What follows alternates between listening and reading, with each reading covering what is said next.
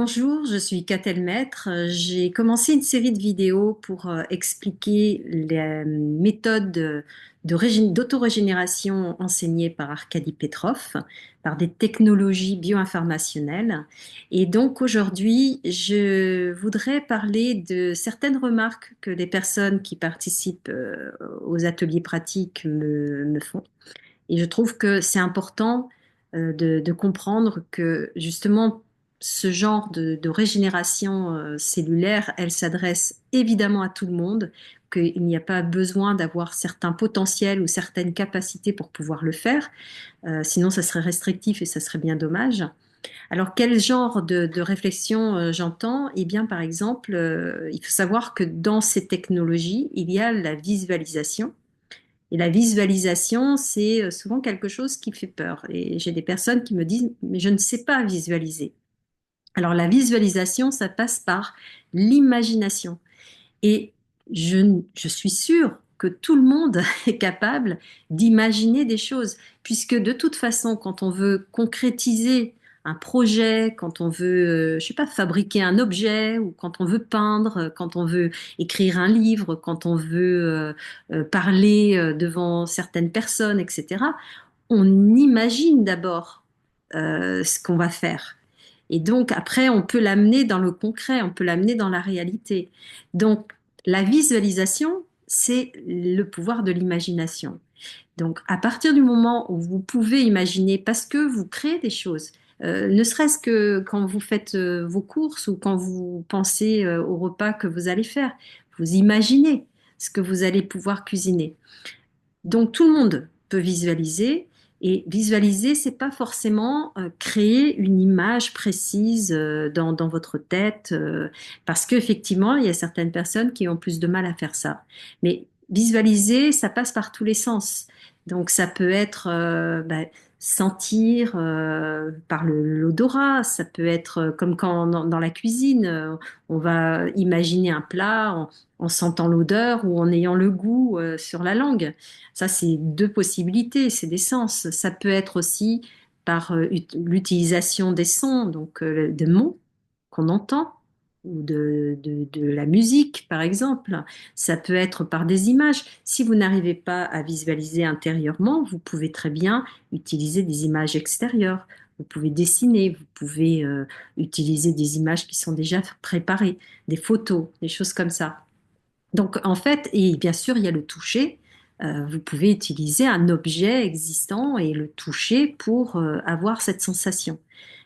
Par exemple, on va beaucoup utiliser notamment la sphère dans les programmations cellulaires. Et bien, une sphère, vous pouvez prendre un ballon et puis voilà, vous avez votre sphère. Donc, la visualisation ne doit pas être un obstacle à le processus, en fait, la bonne réussite finalement de ce processus de régénération intérieure. Et donc, pensez à tous les sens. Comment vous faites quand vous avez quelque chose à faire, quand vous avez un projet? Qu'est-ce que vous utilisez comme outil intérieur pour déjà l'imaginer, pour vous projeter dans ce projet? Et là, du coup, vous pouvez utiliser le même outil intérieur pour faire ces exercices. Donc, ne vous limitez pas et effectivement, chacun est différent, chacun a sa sensibilité et heureusement que c'est ouvert. L'essentiel, c'est finalement le résultat. Donc, dans le chemin, c'est le chemin que vous prendrez qui sera le meilleur pour vous. Voilà, donc ça, c'était une des premières réflexions. Et la deuxième réflexion, c'est je ne sens rien. Alors ça, je dirais que à moins d'être un robot, c'est difficile de ne rien ressentir. Mais c'est vrai qu'il y a beaucoup de personnes, qui me le disent, qui sont persuadées de ne rien ressentir. Donc la première question que je leur pose, c'est donc vous n'avez jamais de douleur, aucune douleur physique, aucune douleur émotionnelle, aucune douleur même mentale par rapport à des choses que vous pensez. Vous êtes d'une neutralité à chaque instant, tous les jours de votre vie. Évidemment que non. Enfin, moi, j'ai jamais eu affaire à un robot, donc toutes les personnes me répondent, bah, bien sûr que j'ai des émotions. Et donc les émotions, ça se ressent. Donc, vous savez ressentir. Et c'est vrai que quand on parle de ressenti, c'est ça, c'est ce que vous éprouvez. C'est pour ça que parfois, vous allez vous servir de certaines sensations que vous avez, certaines émotions, des émotions. Alors évidemment, si on veut travailler dans le côté positif, on va utiliser l'émotion de joie. Eh bien, c'est imaginer que vous êtes à ce moment-là où vous aviez ressenti autant de joie et replongez-vous dans cette situation. Faites comme si vous étiez en train de le vivre.